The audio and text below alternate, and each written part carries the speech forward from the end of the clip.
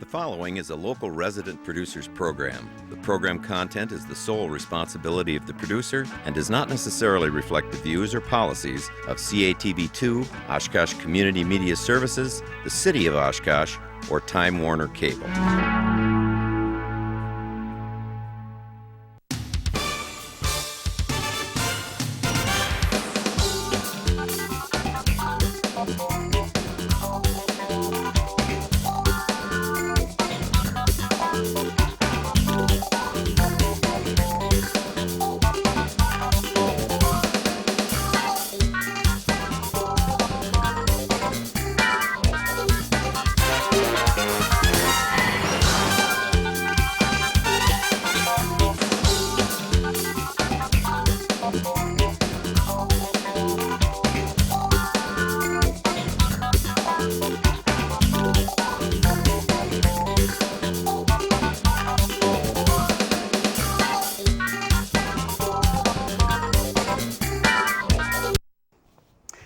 Welcome to Oshkosh. Cheryl Hentz here, and Dan Rylance is here as well. We're very pleased to welcome to the show for the first time the Director and Health Officer for the Winnebago County Department of Public Health. Doug Gieryn is here. Gieryn, sorry about that. I just asked you, and now I screwed it up already right out of the chute. Right. Anyway, very pleased to have you here, Doug. We want to talk about, specifically, and then if there's other time we can get into some other public health issues, but specifically why we asked you on was to talk about, it was recently announced that the county is going to be taking over the management of the women's, it's called the Wisconsin Well Women Program. Typically for many years, I think since 1982, no, since 1995, Planned Parenthood has kind of coordinated and overseen this program, and now you guys are going to be taking it over. I know some of this information that we're probably going to ask you was in the newspaper. Sure. Not everybody reads the newspaper. Not everybody always grabs all the information that's there. So for people who may not have seen it, we just want to, touch all the bases. So forgive our redundancy, I guess is what I'm saying. So were you surprised? I guess let's start there. Were you surprised that Winnebago County got this handed to them, or no? Well, it wasn't even so much that Winnebago County had it handed to them. We were surprised that there was a very late announcement that the state would no longer be contracting with Planned Parenthood to continue to provide those services. That occurred in December. We actually learned about it from Planned Parenthood, not even from the state, and that was probably the biggest surprise. And that seems to be the way this administration is kind of going with a lot of different things, is that there's things being changed, cuts being made, and the state is not communicating with the agencies that are, some of the agencies anyway, that are being impacted by this. So, okay, so obviously you're going to have to get up to speed pretty quickly. When does the county take over the management of this program? We've agreed to take that program over on March 1st. Okay, and we're taping this on the 26th of January, so that's roughly, about 7 weeks, 6 weeks, 5 something weeks, yeah. like that. Not a lot of time. As I understand it, you have to hire a couple of people. Is that correct? Where is the money for that coming from? The money comes from the Centers for Disease Control. It's a contract with the state of Wisconsin. The state of Wisconsin passes through those dollars generally to local public health departments. The model we had here with Planned Parenthood was fairly unique. Typically, health departments have what's called the first right of refusal on receiving those funds and coordinating those programs. Okay. And you're in the last of a 5-year grant with them, is that correct? The state, yeah, the grant is with the state. Okay. The state contracts with the CDC, or has a grant with the CDC that's on a 5-year cycle, and that expires mid-year. However, the funding for the Wisconsin Well Women program for 2012 is through the end of the year. Okay. So there will be a new contract, and so later this year we'll find out what the terms of that contract are, how this program may or may not continue to be funded in the future. So even though you're having to hire or 2 new people or create 2 new positions, find office space for them, so on and so forth, those dollars aren't going to be coming out of the county's budget per se. I mean, ultimately, we the taxpayers foot the bill for all of this. Ultimately, It yes. just comes out of a different pocket. But they won't be from local funds. Okay, all right. And will these be full-time positions, part-time positions? These will be full-time positions. With benefits then? Yes. Okay. They'll be regular county employees. We were able to pretty quickly get the acceptance of the grant passed through the Board of Health, through our Personnel and Finance Committee, and through the County Board just this past month, or this past last week. Okay. The County Board was very supportive. The County Executive's been very supportive. Our goal was really just to ensure that we had continuity of services. Mm-hmm. This is 4 counties, right? Yes, it is. And what are the other 3 counties? Outagamie, Okay. Fond du Lac, and Sheboygan. Okay. And so we worked with those counties to keep the model intact. What's great about pooling the funds for the 4 counties is that it does fund those 2 positions, and that certainly creates an opportunity that when somebody needs service or needs to talk to someone, that somebody's always there. In other counties that may take the funding, it may be a smaller amount. It'll fund a portion of one position, and this way, with 2 full funded staff, we can assure that there's always going to be somebody available for the Where will women to the talk to. offices for these 2 people be? We haven't finalized that yet, Okay. but it's very likely to be the Neenah Human Services building. Okay. We have a WIC clinic up there, and I believe we're going to be able to find some space there, although I'm working with the facilities manager for the county right now to determine if there's some other space that would work for them. And a lot of times, clients don't even have to go to the office.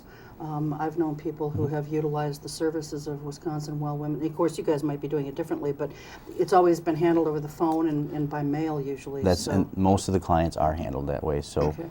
location in this situation, we wanted to be considerate of the staff that are currently providing that service, that are working in Appleton now, and find a location that would be suitable for them to when they apply to continue working with that program.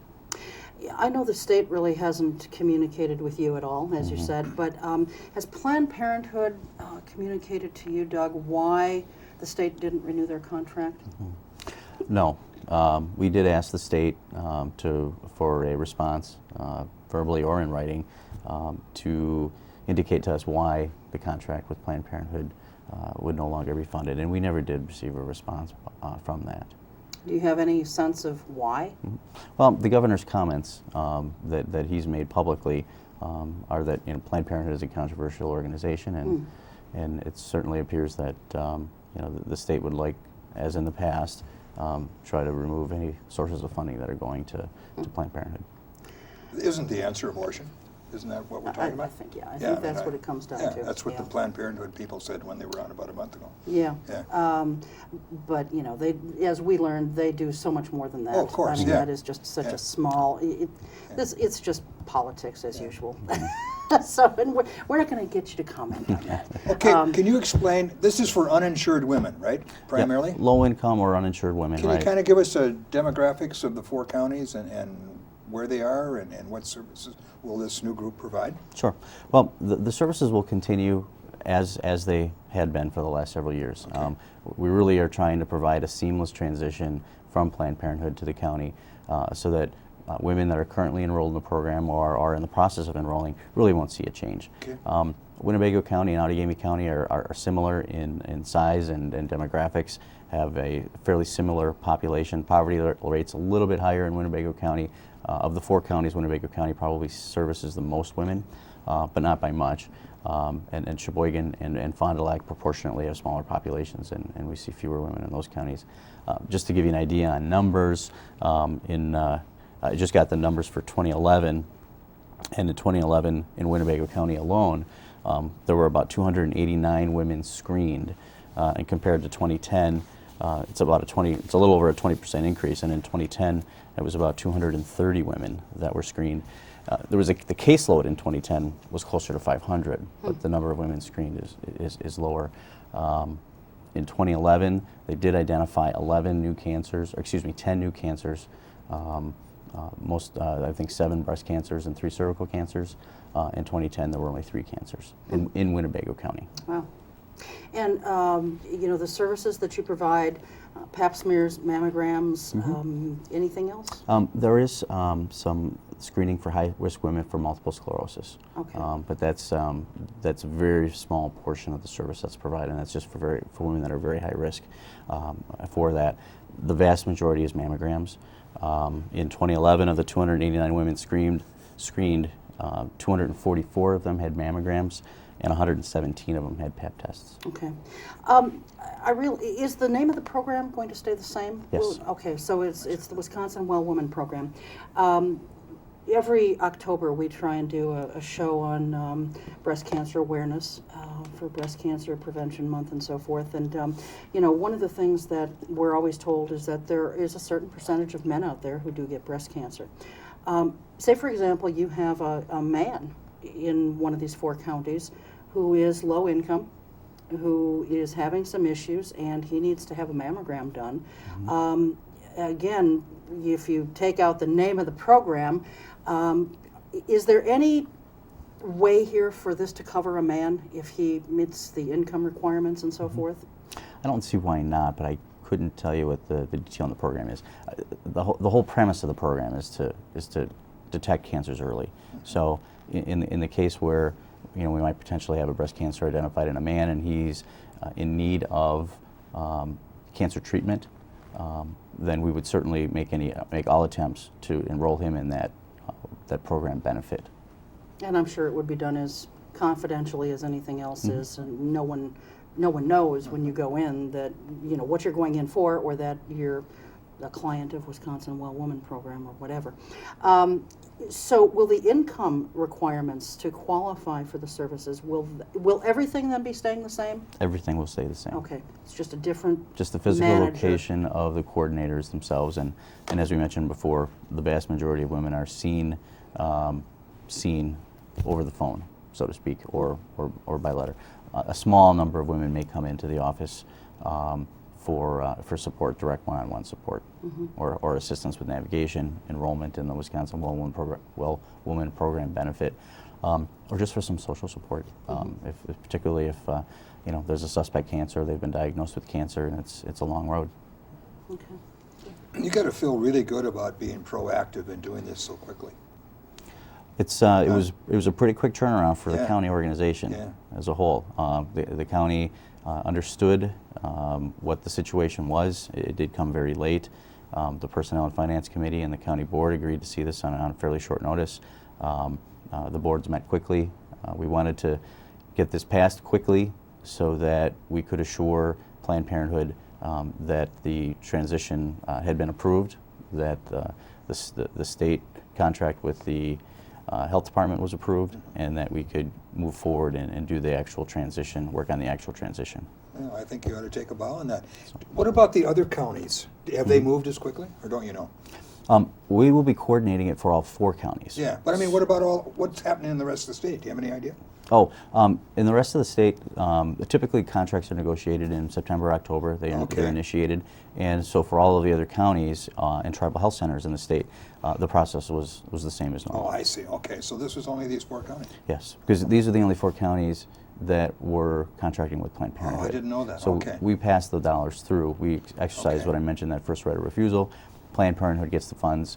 The state contracts directly with Planned Parenthood for those 4 counties. Okay. Well, thank you. Who manages, if you know, the Wisconsin Well Woman program in these other counties?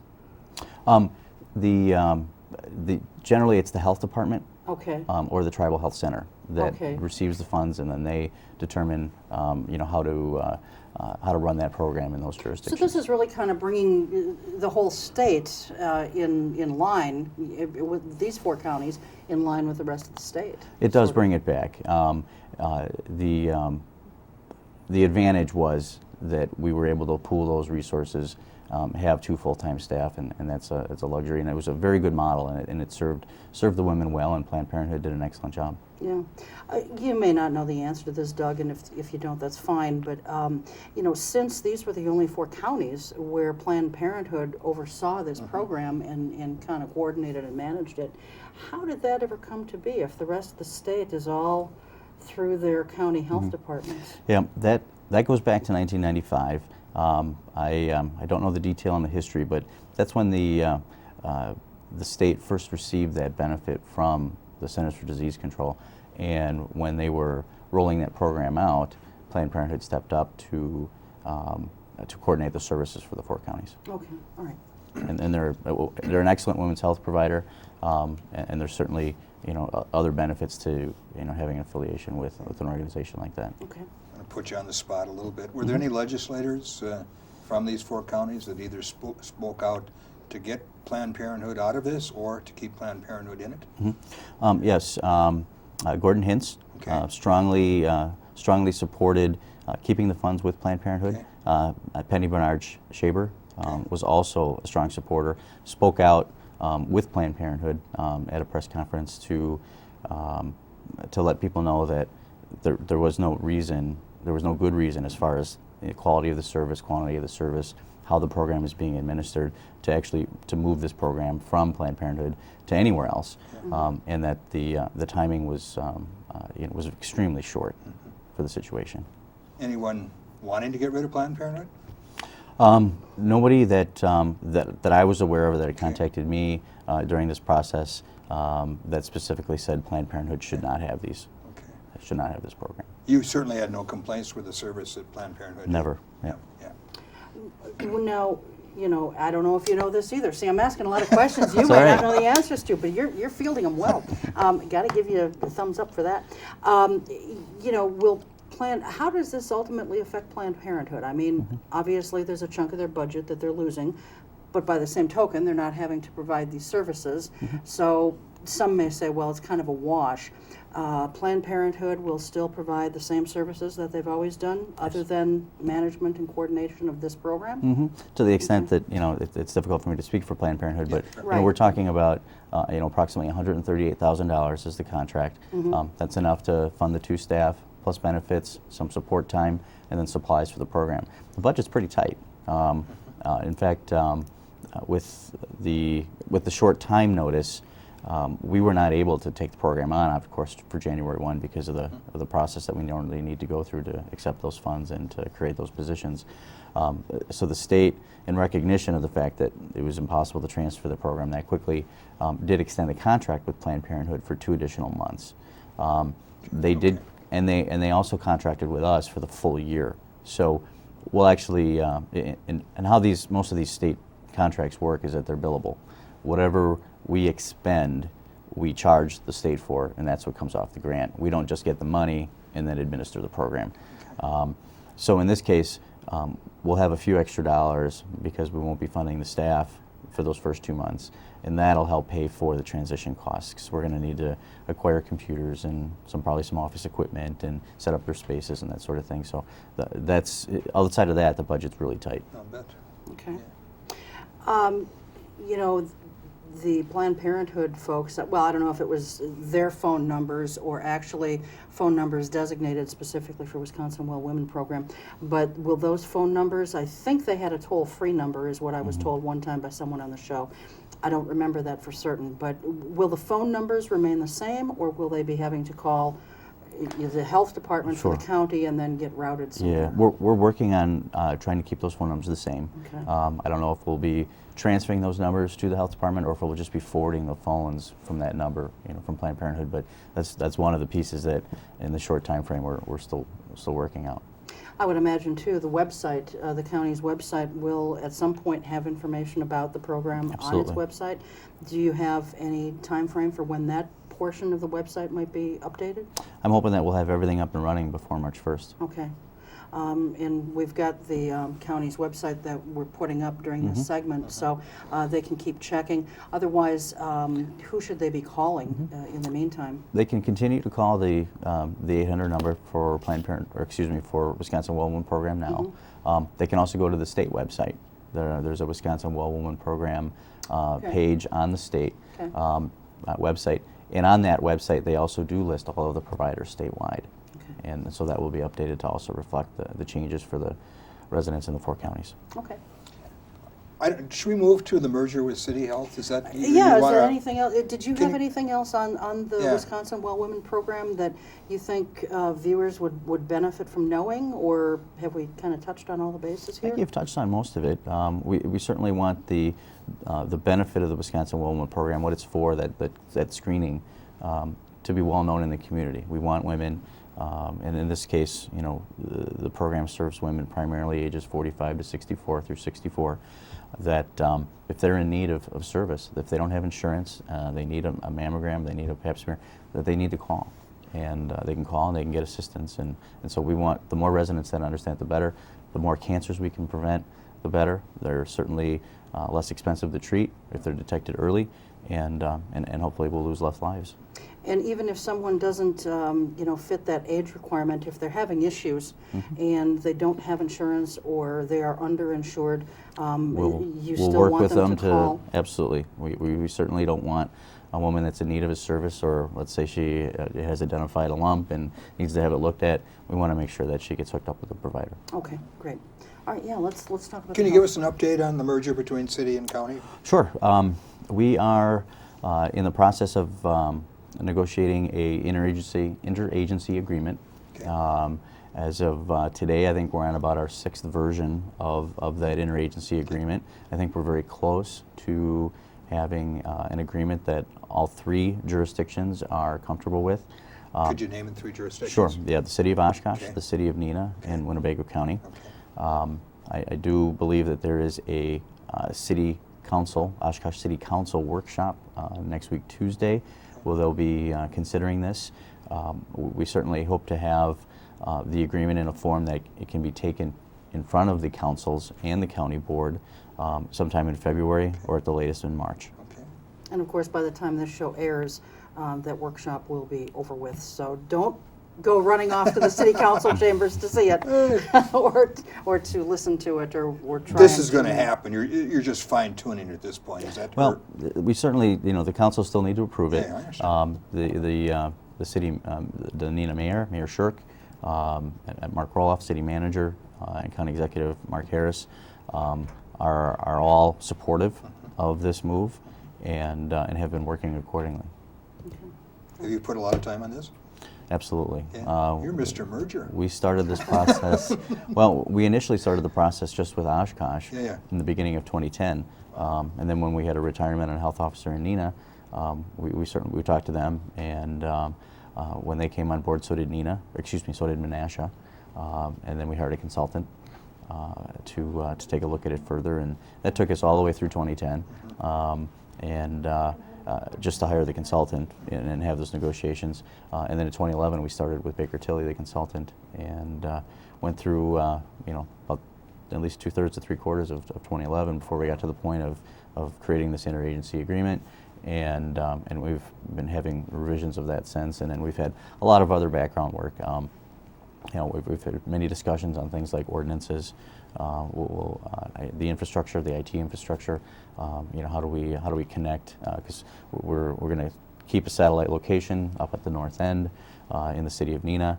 The county already has a satellite location with WIC in the Neenah Human Services building, but we'll also, in the short term, likely rent the space in Neenah City Hall, where the health department is now.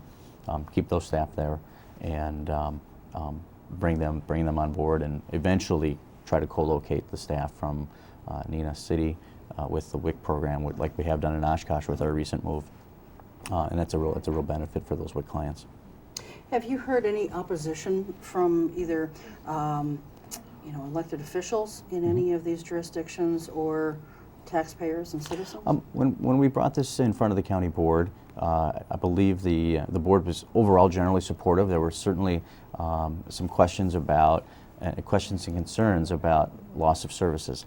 The county board supervisors feel that we have a very strong health department. They feel that the rural residents are served very well, and they wanted to be sure that by consolidating that, you know, one, the town residents wouldn't be spending money to support public health services in the cities, and that level of service would be maintained. And I think we've been able to assure them that you know, the levels of service that we offer now will just be expanded to the other 2 jurisdictions. What you do has to be, you know, it's rewarding, yes, and yet at the same time, it's got to be a challenge, as with so many things, if not all things, within, you know, government agencies.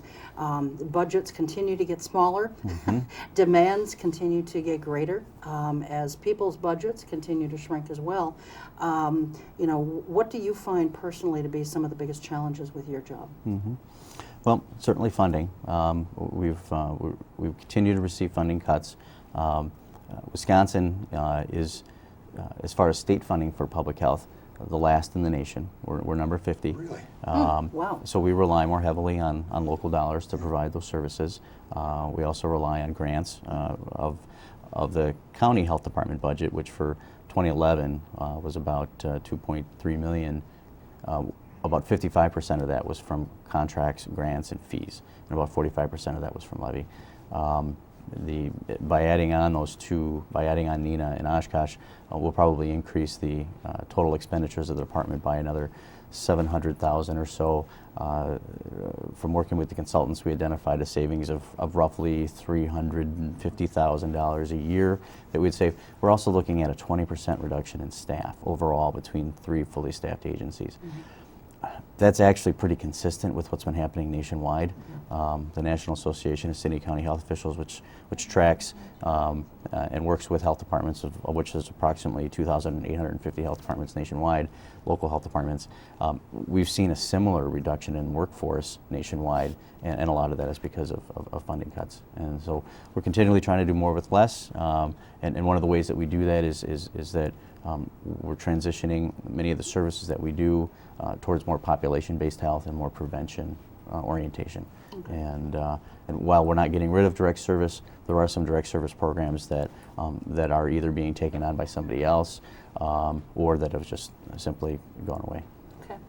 All right, very good. Well, listen, thanks so much for being here. It was very informative. Really Thank you. Just sit tight. We're going to take a real short break. When we come back, we will be joined by Allison Garner from the Oshkosh Area School District Board of Education. We'll be right back. Nice to meet you. Thanks for showing up. Thanks. Thank you so much.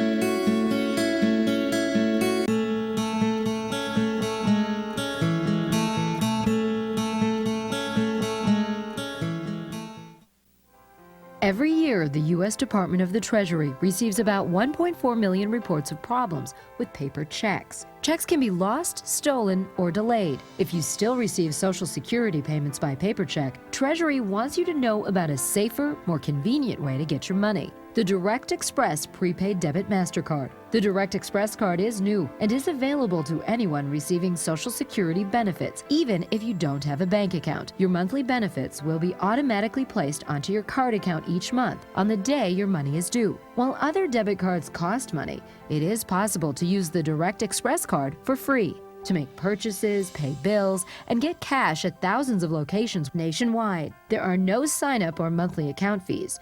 No more waiting for the mail or worrying about lost or stolen checks. Call 1-877-212-9991 or visit www.usdirectexpress.com.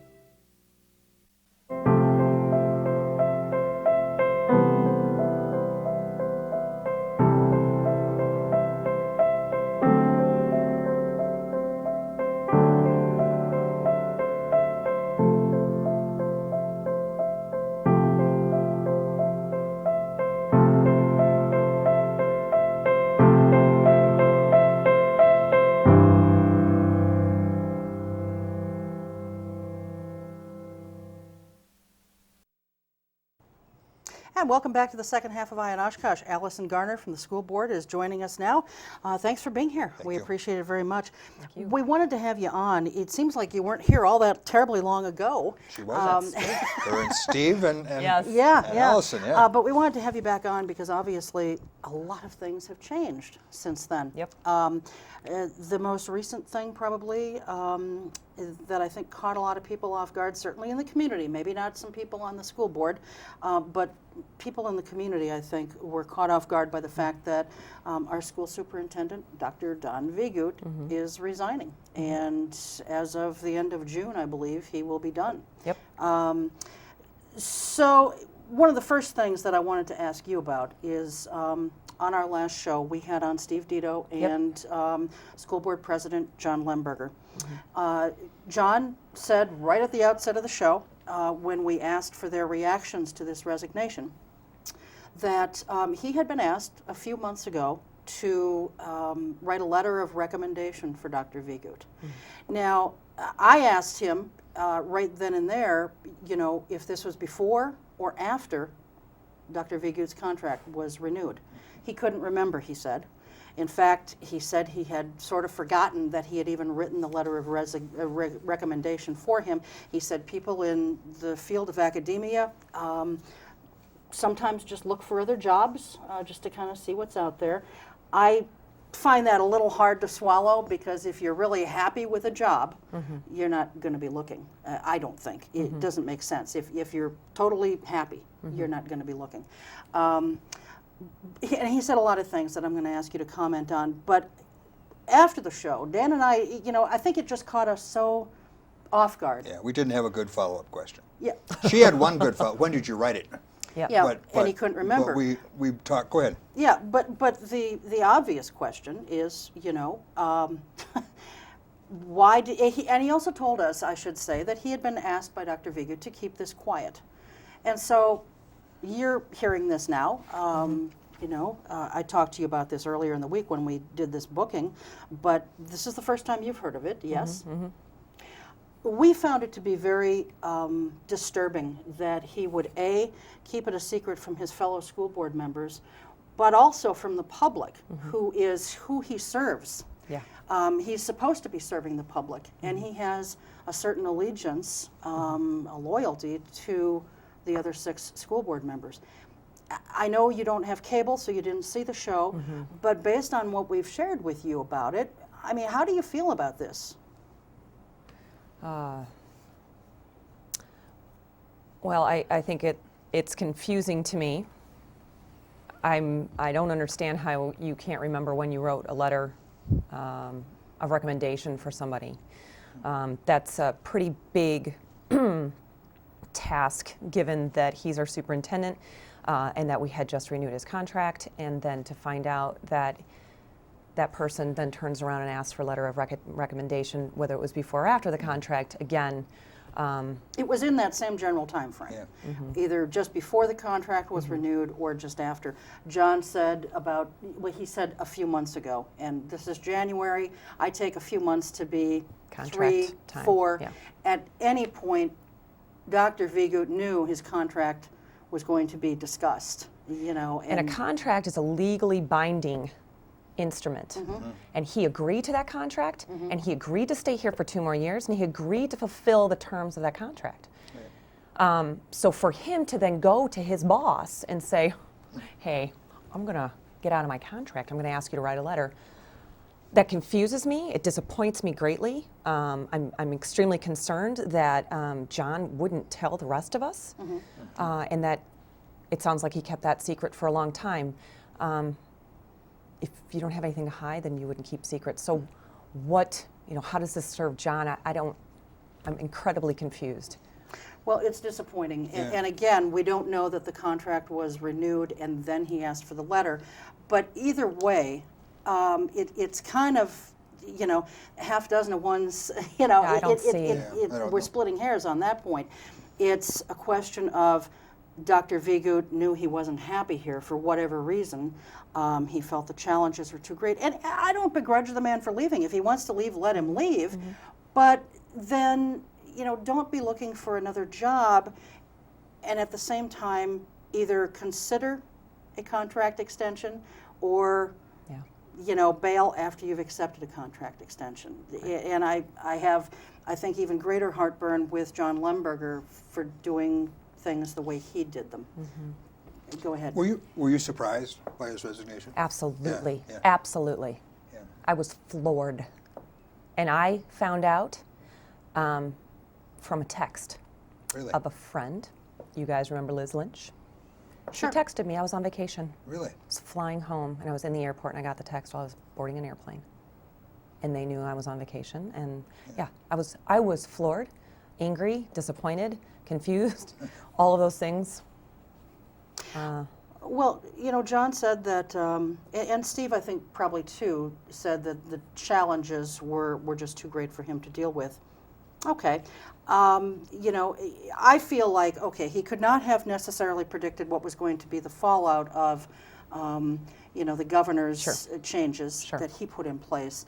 But certainly, Dr. Vigut, who, did he not write a book on something like this? You know, I thought that he had written a book. I think I've heard that he's published. Yeah, and so it seems to me that he would have done his due diligence, whether he wrote a book or not. It seems to me he would have done his due diligence before coming here, and so he knew that there was a certain negative element in our community that tends to, it likes to berate and belittle and embarrass and intimidate administration and some school board members. He knew that there were a lot of challenges in this district. Sure. He could not have not known, as far as I can see. So I don't understand why he, and the long hours, that was the other thing that Lemberger mentioned, that there's such long hours. Granted, there's long hours, but he should have known that too, I would have thought. Yeah. So I guess I don't understand it. You did not necessarily want to accept his resignation letter at one of the meetings where it was being voted on. You wanted some time to think about it. What did you want to think about? I mean, if a man's going to leave, he's going to leave. Sure.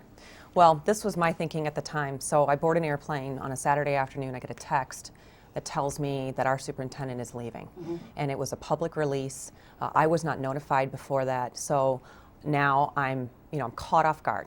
So I fly home, I get in the middle of the night. The following day, I receive information that I will be required to attend, or have been asked to attend, a special closed meeting where I will then have the chance to discuss this resignation with our superintendent. So I have a day to come home, redo, everybody knows what it's like to be on vacation. So you come home and you try to put your life back together in a day, and then you go out, Monday, and you go to that meeting.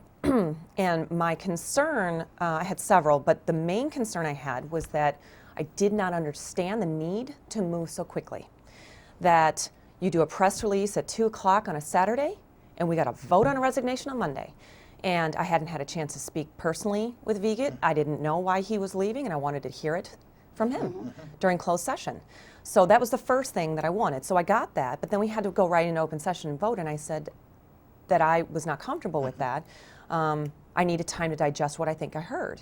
I like to sleep on things. And I did not see that there was a crisis, that we had to somehow move so fast that I couldn't be given 48 hours because we had a meeting on Wednesday night already scheduled. So I thought it was a slam dunk. Let's just go think, let's go sleep on it. Nobody had talked to him, I guess, other than John. Maybe they had, maybe I was the only one that didn't. But I didn't, and I was asking my fellow board members for 48 hours. I was not granted that, and I couldn't see, at that time, in the rush that I was in, I couldn't see the benefit to the Oshkosh Area School District of keeping him on for 6 more months. I saw the benefit on Don's side, very clearly. I saw no benefit on ours. You said earlier that a contract, is a legally binding document. If you chose to not keep him on for the remaining 6 months, would I understand where you're coming from, but would that be prudent either? Because A, we'd have to finish buying out his contract and paying him off. At the same time, we'd have to hire someone probably on an interim basis. They'd have to get up to speed on things. Would that be in our best interest either? Right. Again, well, it it's was a balancing hard. act. There is no buyout on this contract. It was a 2-year contract. Okay. He's resigning. Yeah. Either whether he resigned in January or he's done in June, he is still not fulfilling the terms of that contract. And we're going to let him out of that. There will be no penalty on his side, and there will be no penalty on our side. No financial penalty. Clearly, there's an enormous penalty on our side. We're taking another hit within 2 years. Yeah. He has been here for 18 months. Yeah. And so I'm very concerned about that. I feel like now we're in a very, very difficult position. Okay, let me make sure I understand this then. So if there's nothing to really buy out, he's been here a year and a half. His contract was a 1-year contract? His first, yes. So right now he's working without a contract? No, right now he's working under the 2-year contract that he will then be resigning from in June. I see. Yep. Okay, so therein lies the crux of your discontent. Yeah, Okay, 6 more months got for it. what? Got it. Okay. Yeah. Go ahead. When you were on last time, we talked a little bit with you and Steve Dito about lack of leadership on the board. Not to put words in your mouth, but to me this indicates just another example of lack of leadership. Lemberger is up. I assume he'll run for president in April. Would you consider voting for someone else for president in April? I don't know. I don't know what I'm going to do in April. Yeah. I feel, just like I did last time, I feel like I'm constantly confused, and I don't get how these things are happening. I'm very confused by John's behavior lately. This information is concerning. If he's going to lead the board, then he has to start, in my opinion, has to start doing things that a leader would do. So I think that if people ask him questions, for example, then he should give them more information, and that he shouldn't attack people. He probably shouldn't do it on blogs. I don't think he should do it in public session. I don't think he should do it in private session, but okay, behind closed doors we can kind of do things that we can't do in open session. I'm very concerned by his president's report twice now that he's done that has attacked the Northwestern. Right, wrong, or indifferent, we have no control over them. And so if we're reaching beyond our boundaries, I feel like, you know, we need to get back, we need to get focused. Our next crisis is our budget and our next superintendent. We have 2 crises, and they are immediate and they are big. And so for us, this is static. Well, not to mention the Oaklawn referendum. Yeah. You know, that's huge too. You don't want the newspaper on the wrong side of that, although well, they they're- could be, but It seems like they Well, kind they of are in the already plan. are, Yeah, sort yeah. of. So how would a leader deal with that? For example, the Northwestern comes out with an article and they put forth some information and then made a conclusion. Right. And that conclusion, given the information that they have, may be accurate. So as a leader, I would think that you would provide the paper right. with the information that they need. Right. And I don't think as a board or as an administration that we're doing a good job of that. I don't know how we can do a better job. I have some ideas. I think I could come up with 10 ideas right now of how we could do a better job. We're not doing that.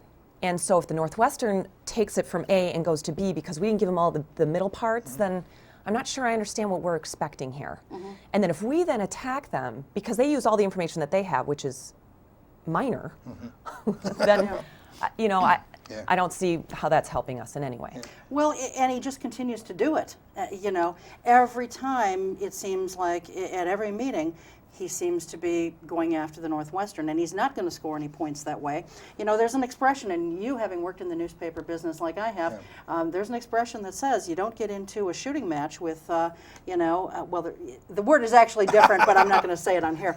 But you don't get into a shooting match with a man who buys ink by the barrel, and it's very true. I mean, I understand we've got an electronic newspaper now and what have you, but the premise is still the same.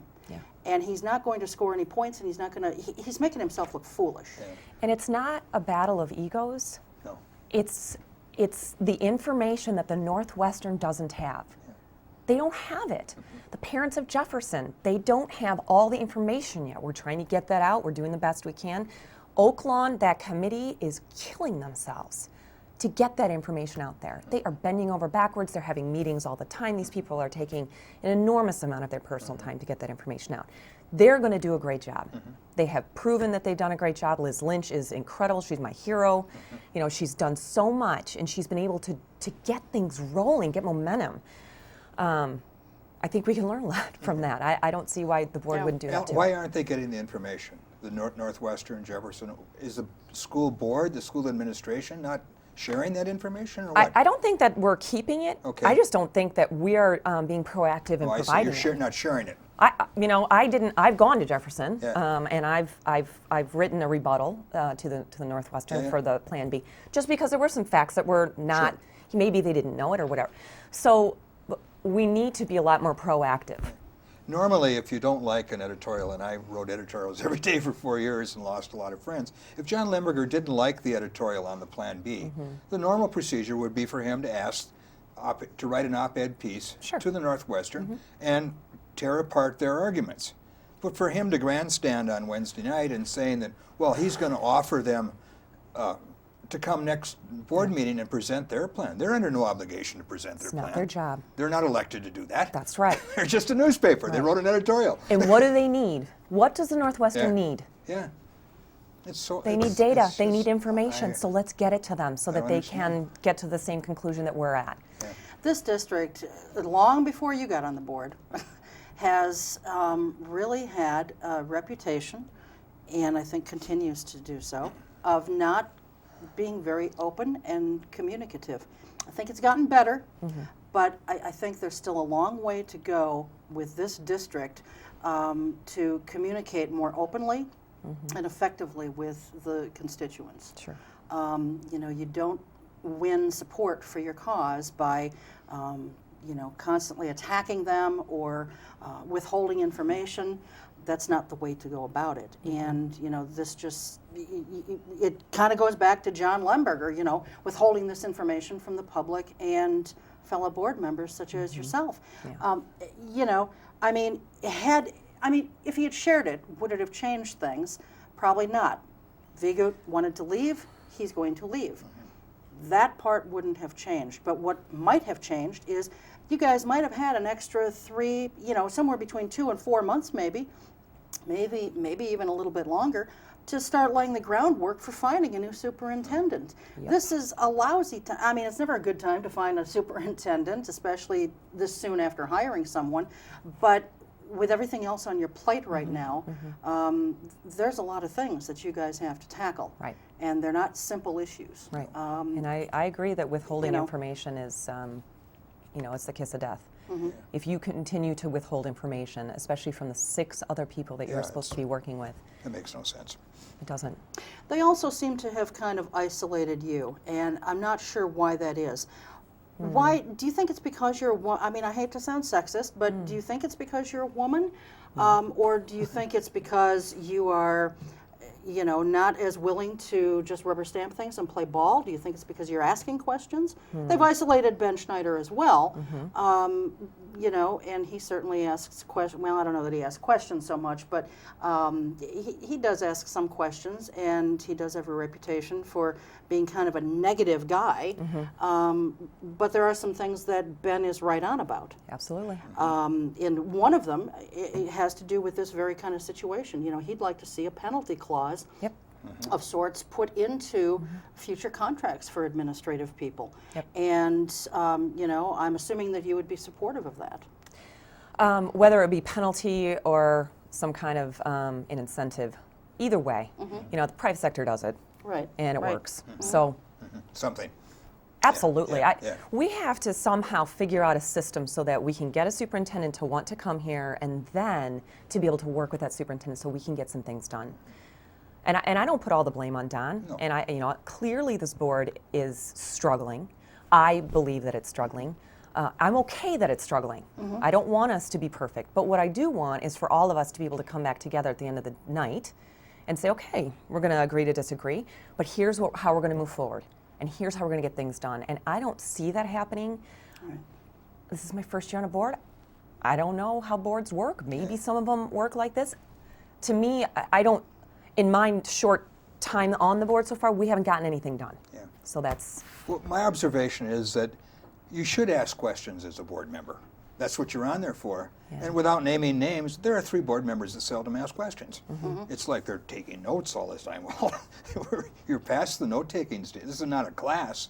Let's ask questions. Let's move it forward. But they just keep, you know, keep taking notes, redoing this, and you're not going anywhere. You know. Anyway, should we move on to some other things? Well, speaking of going somewhere, you know, we don't you leave. Dan and I both watched a fairly good portion of the school board meeting, and you know, we're taping this on the 26th of January. You guys had a school board meeting last night. We each watched a good portion of it, probably different portions. But you know, where do you go from here? What is what are the next few steps in the superintendent search? Okay. Well, I believe that at some point we're going to have to, well, let me begin by next Tuesday. We're going to have a special session with just board members present. And I think Private or public? it's going to be public. Public, okay. And we're going to hash out what we're looking in a superintendent, and we're going to hash out, John has set the agenda, that we're going to hash out the goals and criteria for a new superintendent, and also how can we boost morale, if I understand it correctly. Again, I'm busy, so I haven't read the agenda just yet. And during that, hopefully that will help us frame up the type of person that we're looking for. Okay. So that's the next immediate step. Okay. Essentially, we can either hire somebody to go out and aggressively recruit somebody.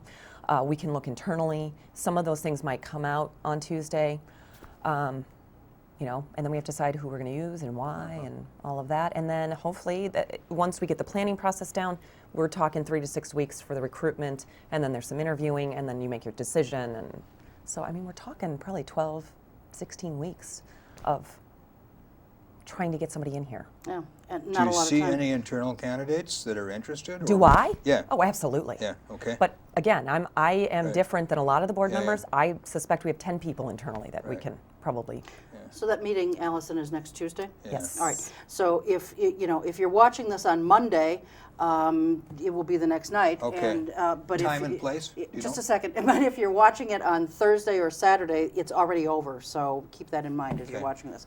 Where will it be held? It'll be at Central in the boardroom at Okay. 5:30 p.m. Okay. Okay. All All right. Okay. And so, last night you guys also talked about, well, is there anything else on superintendent that you want to cover? No. Okay. Let's talk about the budget.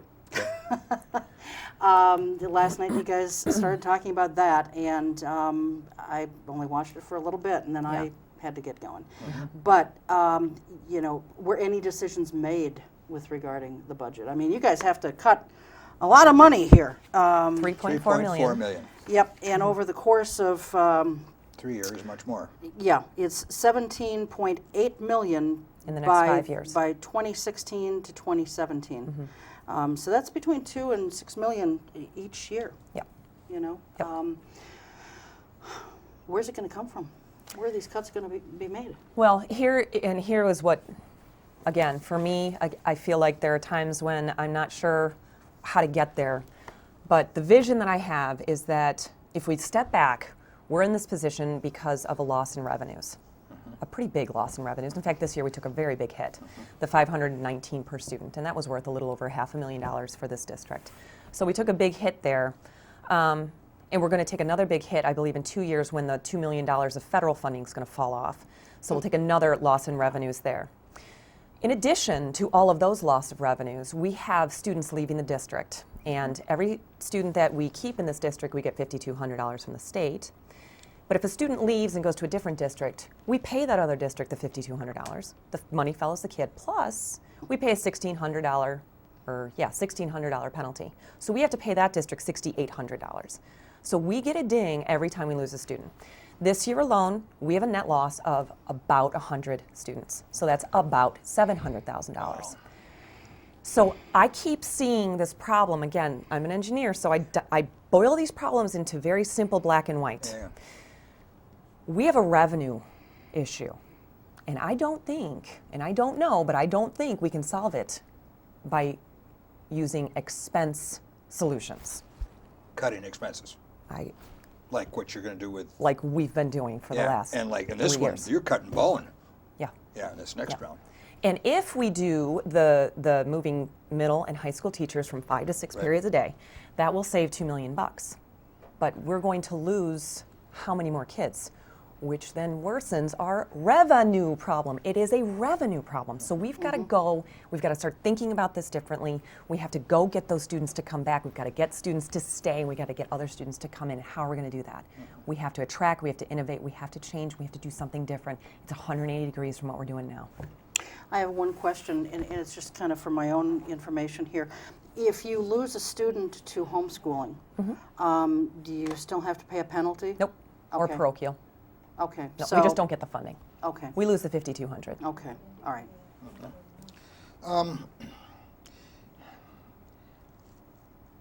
You know, our charter schools, is that, I think you've expressed some interest. Is that one way to make the system more attractive? Well, here's what charter schools can do for us. I Okay. don't think that they're the answer. They can't Okay. supplant current operational Right. budget. However, what they can do is give a district some money Okay. for a few years, 3 in this case, to go and try some new things. Okay. Go try something new, try something different, try something innovative, and then if it works, that's great. If it doesn't, then don't do it anymore. I think it's a very simple solution. There's close to $1 million for 6 through 12 type schools with enough students, and like 700,000 for K-5 schools. Looks like we're going to go for 2 different grants, one for K-5 and one for 9-12, one for STEM, one for fine arts. That's not going to solve this operational budget crisis. However, if we learn some things, like let's say we do a STEM and a fine arts, and lo and behold, next year we cut our loss of students in half. Wouldn't that be interesting? Or we find that students from Winnebago County and Amro start flooding into here because they've been dying for a STEM or a fine arts. What if we try it and we find out that it works? And that's the whole point of charters, is to try something different. Get the money, get somebody to pay for it, like the state or endowments or foundations, and then go try something. And if it works, great. Move on. If it doesn't, then keep trying new things. How much does summer school cost? Any idea? The whole Well, budget? the whole budget Yeah. is like $1-something million, and we actually make $500,000 Oh. a year on that. So getting rid of summer school is not a good idea. We better not. Okay, all right. Well, you know, it's an addition, and I'm thinking, you know, We make rather money. than cut the bone here, you know, we just say we can't afford this anymore. Well, it saves 10 teacher jobs. Okay, well, $500,000. Okay. Yeah. With this kind of budget deficit and these kinds of cuts that are looming ahead for the next 5 years, how do you then sell? And I realize that the cost for Oaklawn would be made up by taxpayer dollars, but I know that there's people out there who are going to say, why are they looking at building a new school when they have these kinds of deficits and have to make these kinds of cuts? How do you, make that argument, either for or against? Yep. And I can make both. But the reason that we have to build a new Oaklawn is because we are well over capacity on the north side, and we don't have any desks up there. We have too many students on the north side, and all of our desks are on the south side. So that's the essential problem. Second problem is that Oaklawn's falling apart. And this school board has, for better or worse, decided that we're no longer going to allow that school to remain in operation. It's an embarrassment to this community. It has inherent inequities for student learning, and we're no longer going to allow that to happen. So, having said all that, what is the solution? We can go build a new school. The one budget we do actually have a good grasp on is our capital budget. We do have something that's going for us. And we have debt that's falling off of Traeger, we have debt that's falling off of Jefferson, so we really do have the capital budget at a really nice place right now, where we could go out and we could spend some dollars there, we could take on loans, and we could do the right thing. We can unload the north side of town. We can get rid of this Oaklawn issue for a long time to come, and hopefully we're not going to lose any more Oaklawn families from our district. Okay. We have so much more, but no more time. So, Okay. but thank you very much thanks for for being coming on here, again. Thanks for especially having me. under such tenuous Yeah. conditions. So we appreciate it. Okay, thanks. And that Take is care. going to do it for us. Thank you. We will see you next time. Until then, take care. Keep your eye on us. We've got our eye on Oshkosh.